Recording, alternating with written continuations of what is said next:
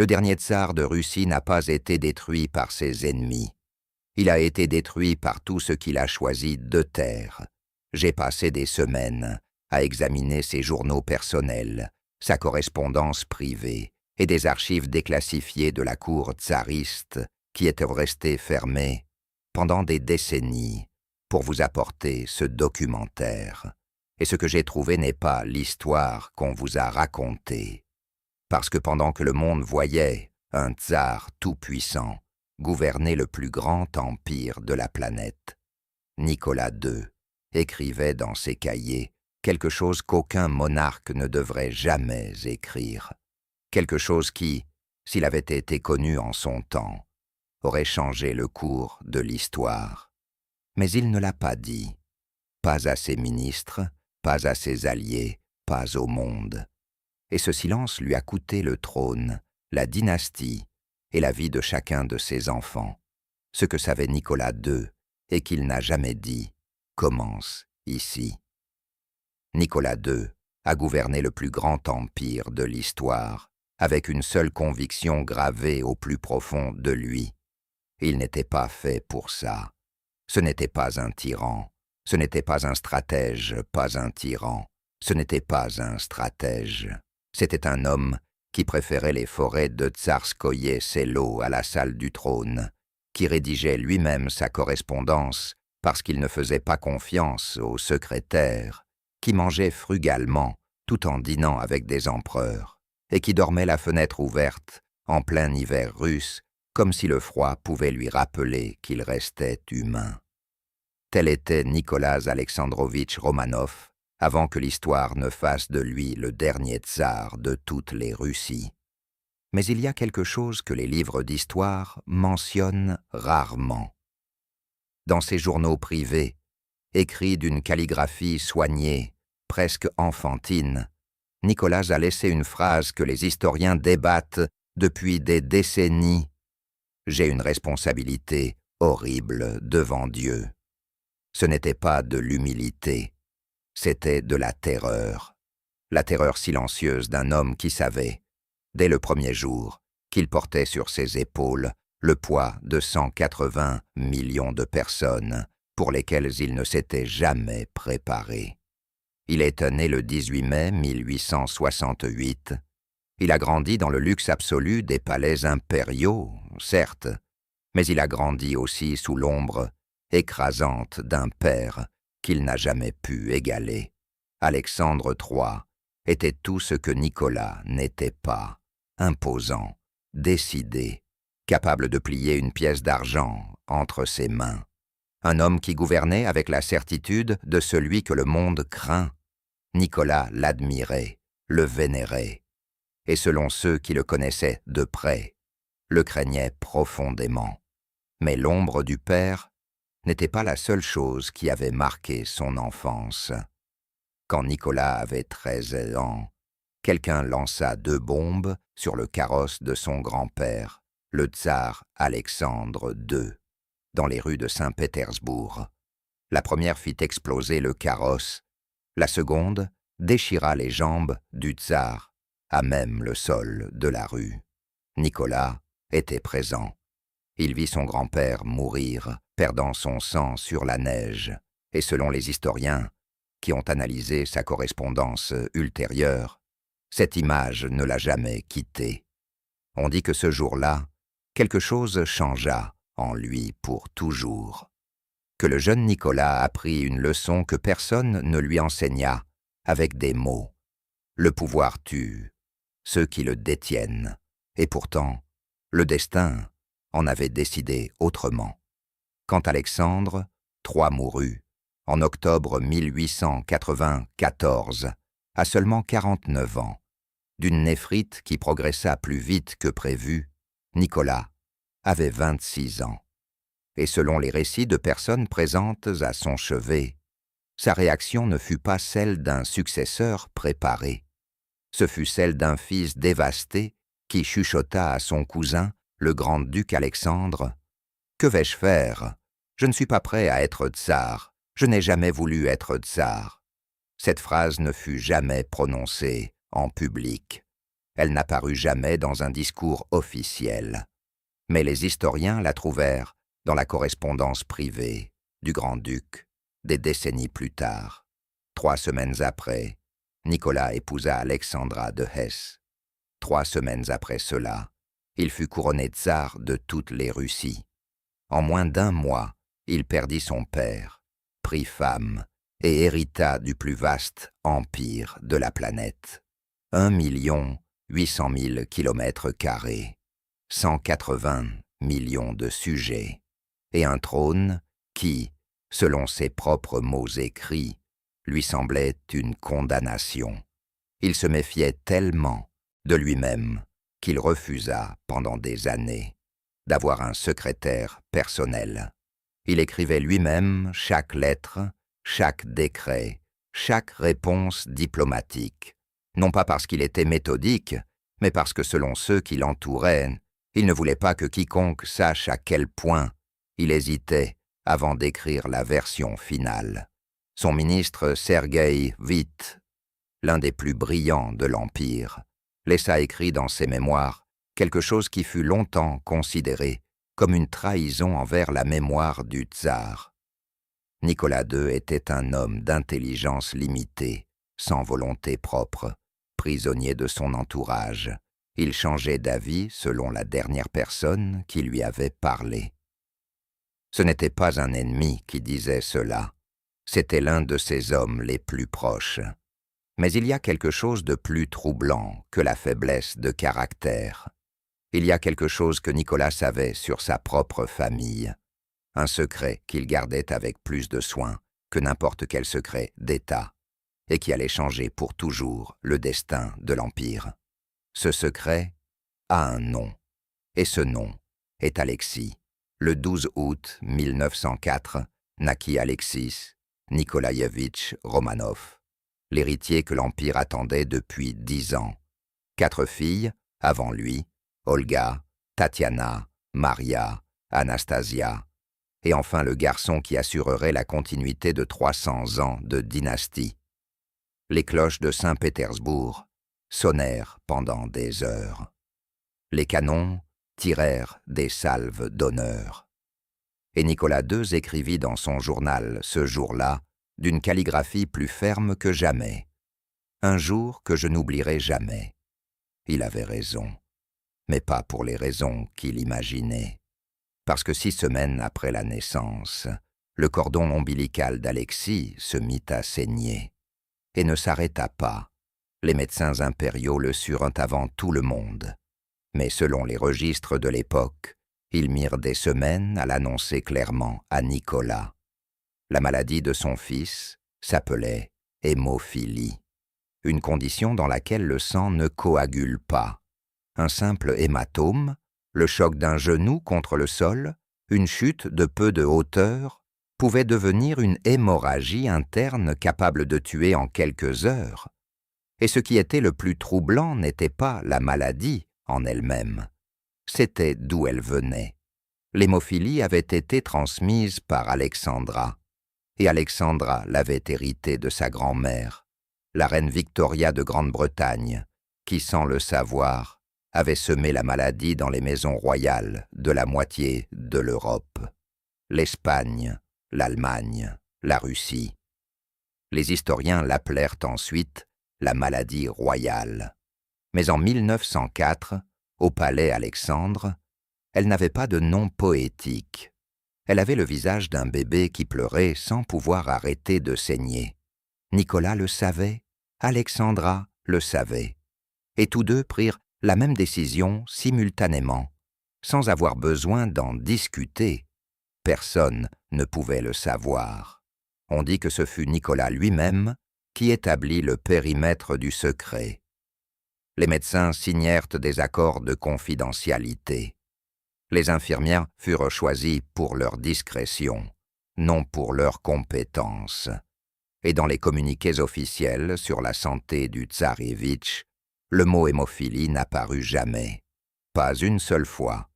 Mais les secrets que l'on maintient par le silence ont un coût. Et le coût de celui-ci fut immense, parce qu'Alexis n'était pas un enfant que l'on pouvait cacher. Il était l'héritier du trône. Il apparaissait lors d'événements publics. Il voyageait avec son père. Et quand la maladie frappait, et elle frappait avec une fréquence brutale, la famille entière entrait dans un état de paralysie qu'aucun ministre de l'Empire ne pouvait comprendre de l'extérieur.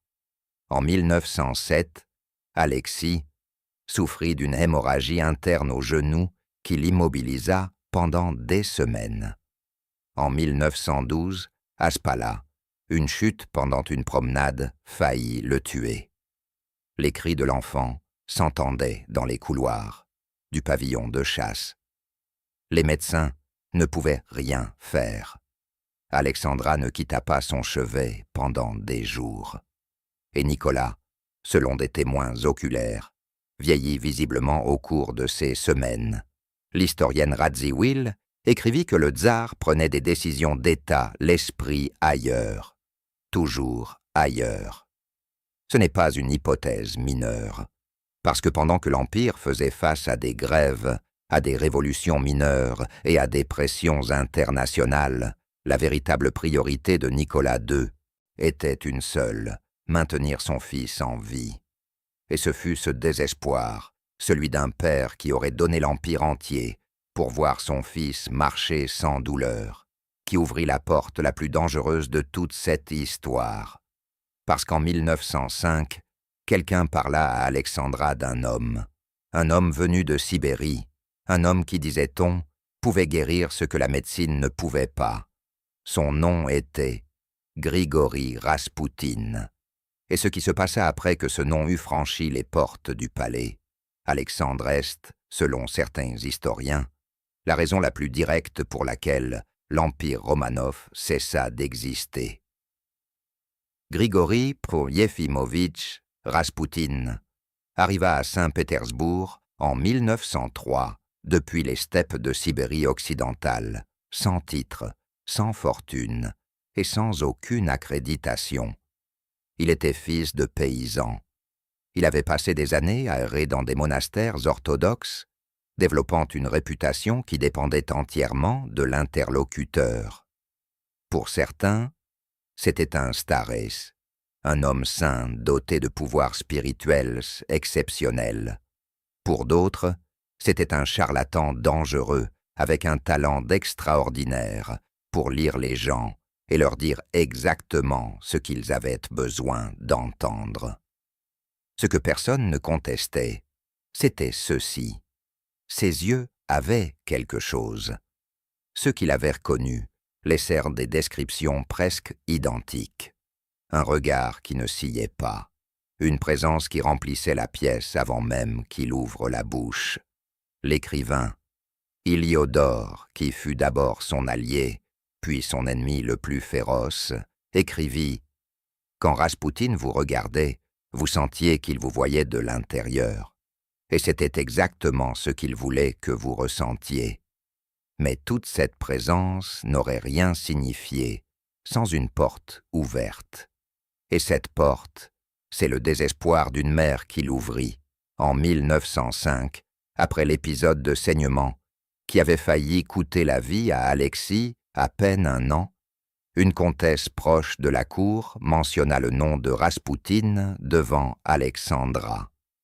On dit que la tsarine mit des semaines à le recevoir, qu'elle fut sceptique, que la foi seule ne suffisait pas pour qu'une impératrice de toutes les Russies reçoive un paysan sibérien dans ses appartements privés.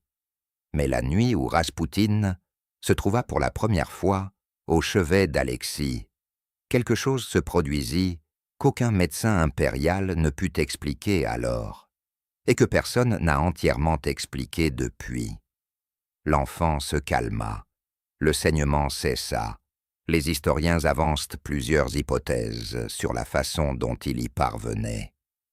La plus répandue suggère que Raspoutine utilisait des techniques d'hypnose ou de suggestion qui réduisaient l'anxiété de l'enfant, et que ce calme, à son tour, abaissait la pression artérielle et ralentissait le saignement. D'autres font remarquer qu'il ordonnait simplement aux médecins de cesser d'administrer de l'aspirine, qui à l'époque était prescrite, sans savoir qu'elle aggrave l'hémophilie. Il n'existe pas de certitude absolue sur l'une ou l'autre de ces versions. Mais ce qui est documenté, c'est le résultat. Chaque fois qu'Alexis entrait en crise et que Raspoutine apparaissait, l'enfant s'améliorait. Et pour Alexandra, cela faisait de lui quelque chose qu'aucun ministre, aucun général et aucun allié européen ne pouvait lui offrir: la vie de son fils. À partir de ce moment, Raspoutine ne fut plus un visiteur. Il devint une présence permanente.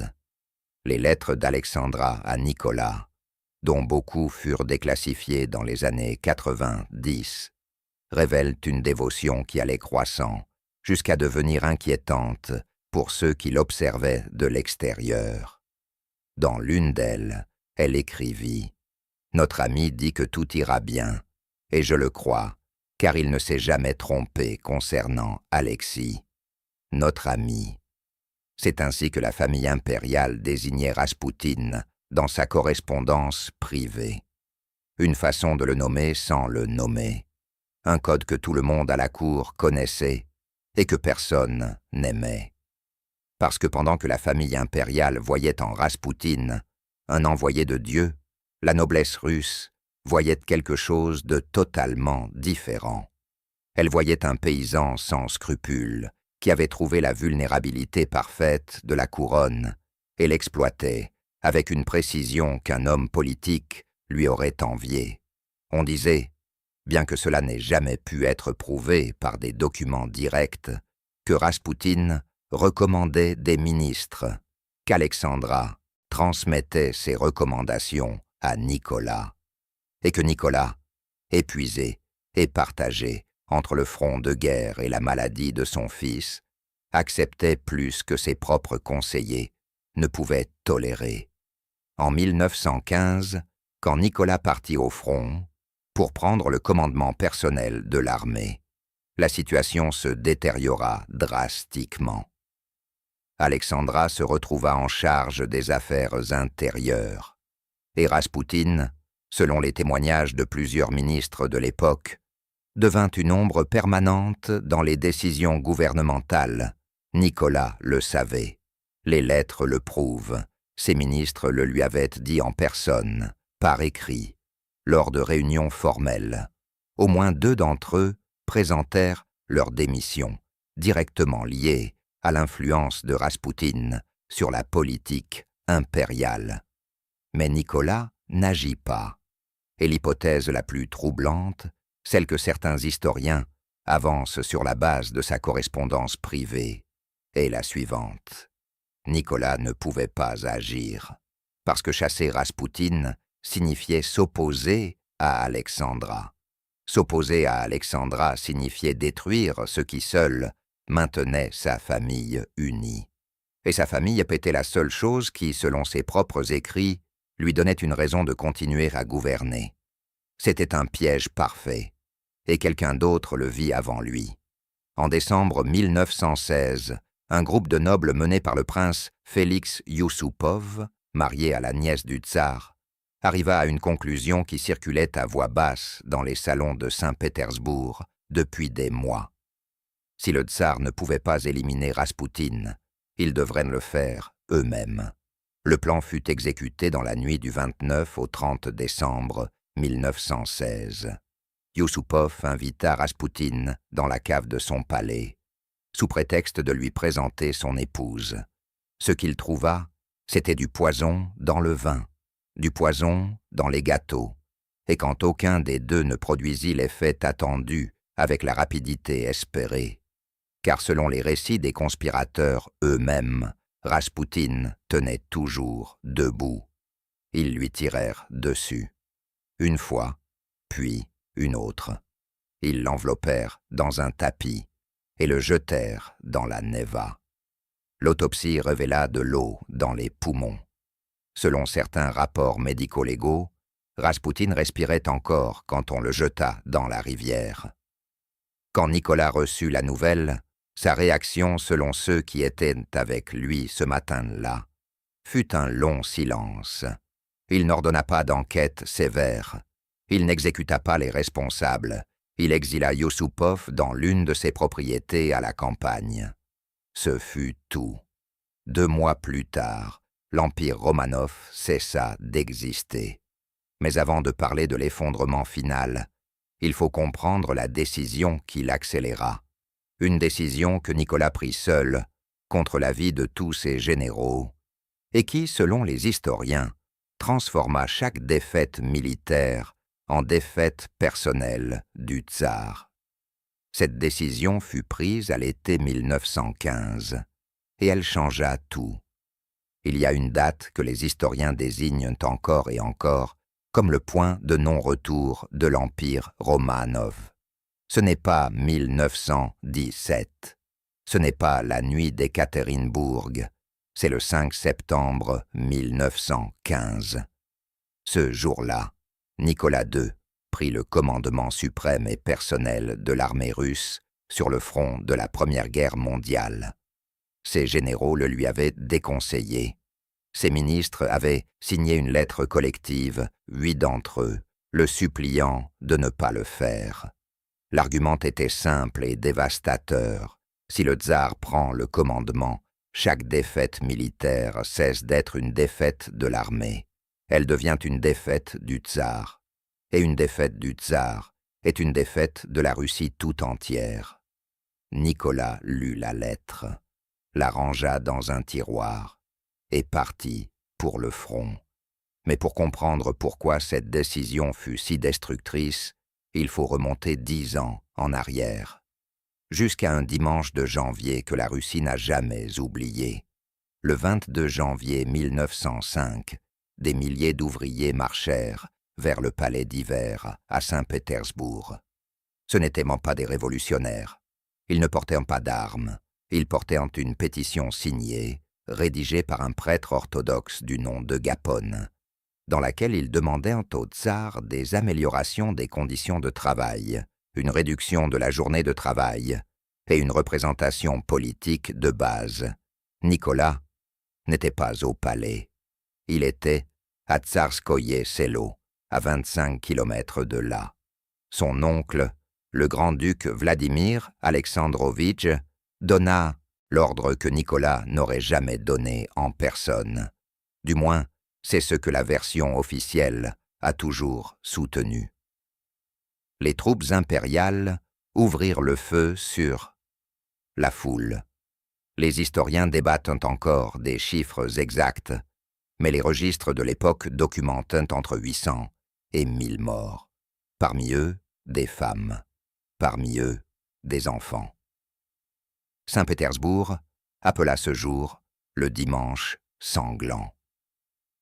Et bien que Nicolas n'ait pas été présent, le peuple russe décida que c'était sans importance. C'était son armée, c'était son ordre, c'était son sang sur la neige. Dans son journal, ce jour-là, Nicolas écrivit « Mon Dieu, quelle journée douloureuse! Il y a eu de graves troubles à Saint-Pétersbourg en raison du désir des ouvriers d'atteindre le palais d'hiver. » Des troubles. Ce fut le mot qu'il choisit. Pas massacre, pas tragédie, des troubles. Cette distance entre ce qui se passait et ce que Nicolas consignait dans ses cahiers est, selon de nombreux historiens, l'un des éléments les plus révélateurs de son profil de gouvernant. Ce n'était pas de la cruauté calculée, c'était autre chose. C'était une incapacité authentique à relier ses décisions à leurs conséquences. Et cette même incapacité le conduisit, 10 ans plus tard, à prendre le commandement d'une armée qui était déjà en train de perdre. La situation militaire en 1915 était catastrophique. 1 an auparavant, en août 1914, l'armée russe avait subi l'une des défaites les plus écrasantes de la guerre, à la bataille de Tannenberg. 2 armées complètes, plus de 150 000 soldats, furent encerclés et anéantis par les forces allemandes en moins d'1 semaine. Le général Samsonov, qui commandait les troupes russes, s'enfonça seul dans la forêt, à la fin de la bataille, et se tira une balle dans la tête. L'Empire manquait de munitions. Il manquait de fusils pour tous les soldats. Des cas furent documentés d'hommes envoyés au front, avec l'instruction de ramasser l'arme du camarade tombée devant eux. Le système d'approvisionnement s'effondrait sous le poids d'une guerre pour laquelle la Russie n'était pas préparée. Et dans ce contexte, Nicolas décida que la solution était de prendre lui-même la tête des opérations. On dit que sa motivation était sincèrement patriotique, qu'il croyait que sa présence physique parmi les soldats élèverait le moral des troupes, que le tsar sur le champ de bataille était un symbole qu'aucun discours ne pouvait remplacer, et il avait peut-être raison là-dessus. Mais ses généraux avaient raison sur l'autre point. De septembre 1915 à février 1917, la Russie perdit des territoires, perdit des batailles et perdit des hommes à une vitesse que les chiffres peinent à exprimer. Certains historiens estiment qu'entre morts, blessés et prisonniers, la Russie accumula plus de 5 millions de victimes sur cette période. Et chacune de ces victimes, dans l'esprit du peuple russe, avait le visage du tsar. Pendant ce temps, à Saint-Pétersbourg, désormais rebaptisé Pétrograd depuis 1914 parce que l'ancien nom sonnait trop allemand, la situation intérieure se détériorait à la même vitesse. L'approvisionnement alimentaire s'effondra lors de l'hiver 1916. Les files d'attente pour le pain s'étirèrent sur des heures par des températures de 20 degrés en dessous de zéro. Les usines tournaient avec des journées de 12 à 14 heures pour soutenir l'effort de guerre. Et les ouvriers qui 3 ans plus tôt avaient marché pacifiquement avec une pétition signée commencèrent à parler d'un autre type de solution. Les ministres restés à Pétrograd envoyaient des rapports au front, des rapports détaillés, urgents, avec des chiffres précis sur l'état de la population. Certains historiens qui ont examiné ces documents soutiennent que Nicolas les recevait, les lisait et les classait sans réponse. Mais il y a quelque chose de plus troublant encore que le silence. Dans ses lettres privées à Alexandra durant cette période, Nicolas décrivait sa vie au front sur un ton presque vacancier. Il mentionnait des promenades en forêt, des parties de dominos avec les officiers, les visites d'Alexis au quartier général, qui le remplissèrent d'une joie que ses lettres ne pouvaient dissimuler. Un empire en flammes, et un tsar qui écrivait sur des parties de dominos. Ses propres ministres avaient commencé à utiliser entre eux une expression qui résumait ce qu'aucun d'eux n'osait, lui dire en personne « Le tsar n'est pas là ». Ils ne parlèrent pas de son absence physique dans la capitale. Ils parlèrent de quelque chose de plus profond, du sentiment que l'homme qui signait les décrets impériaux avait cessé d'être présent dans la réalité que ces décrets affectaient. Et cette réalité, à l'hiver 1917, était la suivante. La Russie était à quelques semaines d'exploser. Ce que personne, ni ses généraux, ni ses ministres, ni ses alliés européens, ne pouvaient anticiper, c'est que quand ce moment arriverait, Nicolas II saurait déjà ce qui s'en venait, qu'il avait reçu des avertissements précis, qu'il avait les noms, les dates et les scénarios sur la table, et qu'il choisit, une fois de plus, de ne rien dire. En janvier 1917, un diplomate britannique envoya depuis Pétrograd un télégramme à Londres que ses supérieurs classifièrent immédiatement comme confidentiel. Il y décrivait ce qu'il voyait dans les rues de la capitale russe avec une précision qui mettait mal à l'aise. Ce régime ne survivra pas à l'hiver. La question n'est pas de savoir s'il tombera. La question est de savoir ce qu'il emportera avec lui. Ce télégramme parvint, par les voies habituelles de la diplomatie alliée, au gouvernement russe. On ignore si Nicolas le lut personnellement, Mais ce qui est documenté, c'est qu'il ne fut pas le seul. Depuis fin 1916, les avertissements arrivaient de toutes parts. Le président de la Douma, Mikhaïl Rodzianko, demanda audience urgente au tsar à au moins 3 reprises pour l'alerter de l'état de la capitale. Lors d'une de ces audiences, documentée dans ses mémoires, il lui dit directement « Votre Majesté, nous sommes au bord du gouffre. Il faut agir maintenant ou il sera trop tard. » Nicolas l'écouta, le regarda, et quand Rodzianko eut terminé, il répondit calmement « Encore vous, Rodzianko. » Ce fut tout. Les avertissements ne venaient bon pas seulement des politiques. Ils venaient de l'intérieur même de sa famille. Le grand-duc Alexandre Mikhailovitch, beau-frère du tsar et l'un de ses proches parents, lui écrivit en décembre 1916 une lettre que les historiens considèrent comme l'un des documents les plus directs que Nicolas reçut de toute sa vie. Il lui disait sans détour que l'influence de Raspoutine sur Alexandra avait détruit la réputation de la couronne, que le peuple ne distinguait plus entre le gouvernement et le scandale, et que s'il n'agissait pas immédiatement pour séparer son épouse de cette influence, il perdrait le trône avant la fin de l'hiver. Nicolas répondit à la lettre avec amabilité, avec affection familiale, sans s'engager sur quoi que ce soit. Et pendant ces semaines, alors que les avertissements s'accumulaient sur son bureau, il continuait au quartier général du front, jouant au domino avec ses officiers et écrivant à Alexandra au sujet de la neige fraîche dans la forêt.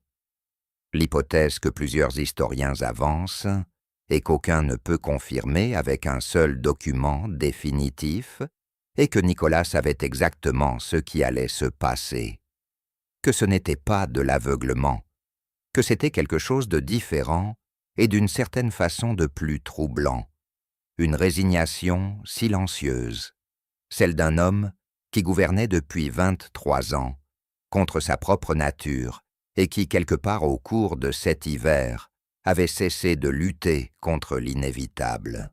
Le 23 février 1917, les grèves, à Pétrograd, atteignirent une masse critique qu'aucune force de police ne pouvait contenir.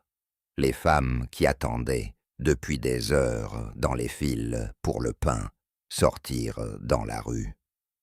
Les ouvriers des usines les suivirent, et quand le gouvernement ordonna au régiment de la garde impériale de disperser les manifestants, il se produisit quelque chose que personne au palais n'avait calculé. Les soldats refusèrent. Certains rejoignirent les manifestants, d'autres posèrent simplement leurs fusils et restèrent immobiles. En 72 heures, la capitale du plus grand empire de la planète était hors du contrôle du gouvernement tsariste. Rodzianko envoya un télégramme urgent au quartier général. La situation est grave. Dans la capitale règne l'anarchie. Le gouvernement est paralysé. Il est nécessaire de confier immédiatement à une personne jouissant de la confiance du pays la formation d'un nouveau gouvernement. Il n'y a pas de temps à perdre. Tout retard équivaut à la mort.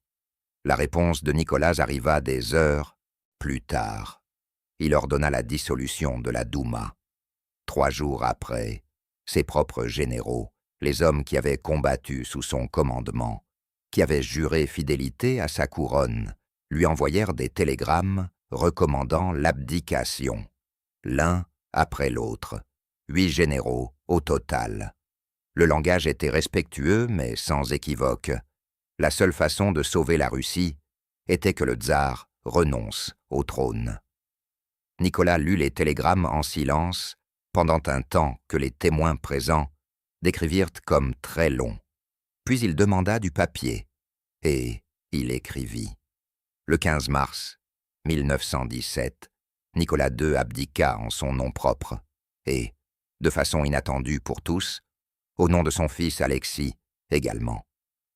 Ce détail révéla quelque chose qu'aucun communiqué officiel n'aurait pu dire avec plus de clarté. Nicolas savait que si Alexis montait sur le trône, on le lui enlèverait pour l'élever en futur tsar, et il préféra remettre l'empire plutôt que de perdre son fils. Il abdiqua en faveur de son frère, le grand-duc Michel, qui refusa le trône le lendemain. 304 ans de dynastie. Romanov prit fin en 48 heures. Ce soir-là, Nicolas II écrivit dans son journal. Il n'écrivit pas sur l'empire perdu. Il n'écrivit pas sur ses enfants, sur Alexandra, sur les 180 millions de personnes qui venaient de se retrouver sans tsar. Il écrivit une phrase que les historiens ont analysée pendant des décennies sans parvenir à un consensus sur ce qu'elle signifie exactement. Il écrivit « Bien, Dieu merci, je m'en irai à Livadia ». Livadia était son palais préféré en Crimée, l'endroit où la famille passait les étés, l'endroit où Nicolas était, avant tout, un père et un mari. Certains historiens interprètent cette phrase comme une dissociation, comme l'effondrement psychologique d'un homme incapable de traiter ce qui venait de se produire. D'autres avancent une hypothèse plus sombre, que Nicolas, au fond, ressentit un soulagement, que le poids qu'il portait depuis cette nuit d'octobre 1894, quand il s'était agenouillé auprès du corps de son père et avait su que le trône serait sien, avait enfin disparu, que pour la première fois en 23 ans, il était libre, mais la liberté qu'il imaginait n'était pas celle qu'il attendait. Pendant qu'il écrivait au sujet de Livadia, ses alliés européens avaient déjà pris leur décision. Le roi George V de Grande-Bretagne, cousin direct de Nicolas, avec qui il avait échangé des lettres affectueuses pendant des décennies, avait d'abord offert l'asile à la famille impériale. Mais 3 semaines plus tard, il retira son offre. La raison officielle fut l'instabilité politique intérieure britannique, les syndicats, la pression ouvrière, la crainte qu'accueillir le tsar déchu n'allume des conflits sur le sol britannique. Mais selon le biographe Kenneth Rose, qui eut accès aux archives privées de la Maison royale britannique, la décision finale fut personnelle. George V craignait que l'association publique avec le tsar déchu ne nuise à sa propre couronne. L'ambassadeur britannique Sir George Buchanan communiqua le refus aux représentants du gouvernement provisoire russe. On dit qu'il le fit les larmes aux yeux. Nicolas ne commenta jamais publiquement cette décision. Dans ses journaux de la période d'arrestation à Tsarskoye Selo, où la famille fut confinée après l'abdication, il n'y a pas une seule ligne d'amertume envers son cousin. Seulement des comptes rendus de promenades dans le jardin, de lectures à voix haute pour ses enfants, et de parties de cartes l'après-midi. Comme si le monde qu'il avait gouverné n'existait plus pour lui. Mais le monde qui l'entourait existait, lui. Et ce monde changeait à une vitesse qu'aucun jardin ne pouvait isoler. Parce qu'en octobre 1917, les bolcheviks prirent le pouvoir. Et avec eux arriva une logique nouvelle, celle dans laquelle un tsar vivant, même un tsar déposé, même un père jouant aux cartes avec ses enfants dans un palais de l'Oural, était trop dangereux pour exister. Ce qui arriva ensuite se passa dans une cave, par une nuit de juillet, dans une ville appelée Ekaterinbourg. Et cela ne dura pas plus de 20 minutes. La maison Ipatiev n'était pas un palais. C'était un manoir bourgeois, ordinaire, à Ekaterinbourg. Les bolcheviks l'avaient réquisitionné et l'appelaient, avec une froideur bureaucratique qui disait tout sur leurs intentions, la maison à destination spéciale. La Lelium, famille Romanov, y arriva en avril 1918. Nicolas, Alexandra, leurs 5 enfants et 4 domestiques, qui choisirent de ne pas les abandonner. Parmi eux, le médecin personnel de la famille, Yevgueni Botkin, qui avait eu l'occasion de partir et décida de rester. Les fenêtres étaient peintes en blanc. Les rations furent progressivement réduites. Les promenades dans le jardin disparurent. Et Nicolas continuait à écrire dans son journal, avec la même calligraphie, soignée que toujours, sur la chaleur de l'été, sur les lectures à voix haute, sur les jeux de ses enfants à l'intérieur de la maison. Il n'écrivit pas sur la peur. À l'extérieur de cette maison, l'armée blanche avançait vers Ekaterinbourg.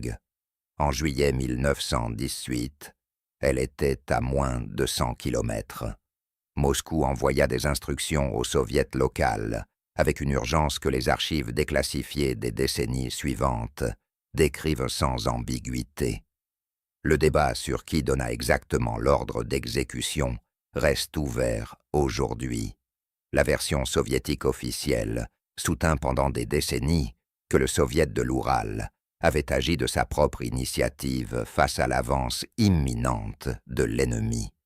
Mais des historiens comme Orlando Figes et Robert Service, après avoir consulté ces archives, avancent que l'hypothèse la plus solide pointe vers Lénine et Sverdlov à Moscou.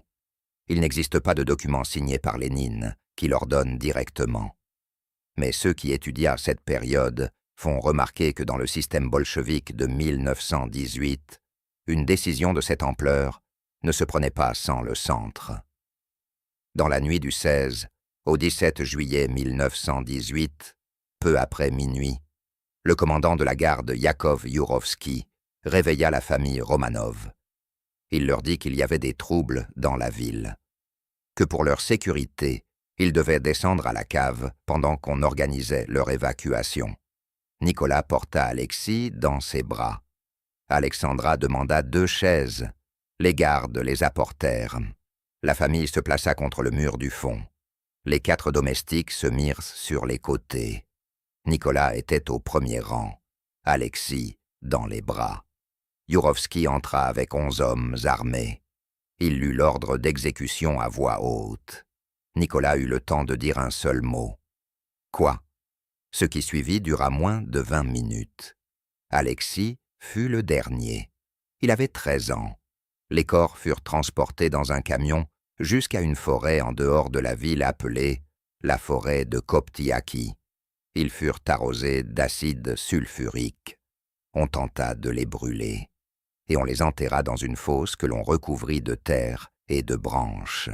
Le commissaire Voïkov, qui supervisa une partie du processus, dit ensuite à une connaissance une phrase qui devint la synthèse de toute cette nuit. « Le monde ne saura jamais ce que nous avons fait d'eux. » Il avait tort, mais il fallut 73 ans pour le lui prouver. En juillet 1991, une équipe de chercheurs russes trouva les restes dans la forêt de Koptiaki. Les analyses médico-légales et les tests ADN réalisés avec un échantillon de sang du prince Philippe d'Édimbourg, descendant direct de la reine Victoria et donc parent d'Alexandra, confirmèrent en 1994 ce que l'histoire soupçonnait déjà.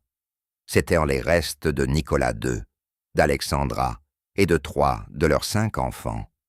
Anastasia n'était pas là. Alexis n'était pas là. Cela alimenta pendant des années les théories sur des survivants, en particulier sur Anastasia, qui inspira des livres, des films et des décennies d'imposteurs prétendant être elle.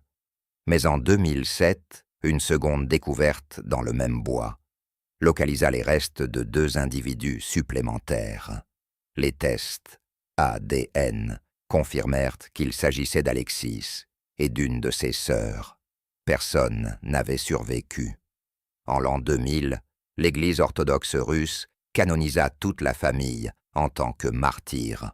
On les appela les saints porteurs de la passion, non pas pour leur gouvernement, que l'Église elle-même reconnut comme défaillant sur bien des points, mais pour la façon dont ils affrontèrent la mort, avec dignité, sans renier leur foi, sans tenter de sauver leur propre vie au détriment des autres.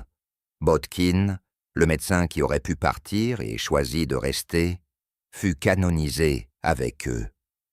Il y a une entrée dans le journal de Nicolas de fin juin 1918, quelques semaines seulement avant cette nuit, que certains historiens jugent significative et que d'autres considèrent simplement comme la réflexion d'un homme de foi profonde.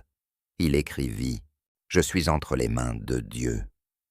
Il n'existe aucun moyen de savoir avec certitude ce qu'il voulait dire, si c'était de la résignation, si c'était de la peur déguisée en foi, ou si c'était, une fois de plus, l'acceptation silencieuse d'un homme qui savait ce qui s'en venait et choisit de ne rien dire, comme il l'avait fait toute sa vie. C'est ce que Nicolas II emporta dans la cave de la maison Ipatiev. Pas le trône, pas l'empire, ces silences. Et ces silences, un siècle plus tard, n'ont toujours pas de réponse. Pendant plus d'un siècle, le monde a cru connaître l'histoire des Romanov. Mais ce que vous venez d'entendre n'était pas dans les livres d'histoire, c'était dans ces journaux, dans ces lettres, dans les archives restées fermées pendant des décennies, et dans les silences d'un homme qui gouverna le plus grand empire de la planète sans avoir jamais voulu y être. Nicolas II choisit de se taire quand il fallait parler, choisit de regarder ailleurs quand il fallait agir, et cette distance entre ce qu'il savait et ce qu'il dit, ou ce qu'il ne dit jamais, est exactement ce qui sépare les grands dirigeants de ceux que l'histoire oublie, ou pire, de ceux que l'histoire ne pardonne pas. Il existe une autre histoire qui fonctionne avec la même logique. Une femme qui construisit l'un des empires les plus puissants du XXe siècle de ses propres mains, qui accumula une fortune qui allait changer l'industrie de la mode pour toujours, et qui, au moment de décider à qui elle la laisserait, prit une décision que personne n'attendait, une décision que ses héritières paient encore aujourd'hui. Cette histoire est celle des héritières Chanel, la fortune que Coco ne voulait donner à personne. Et elle vous attend maintenant.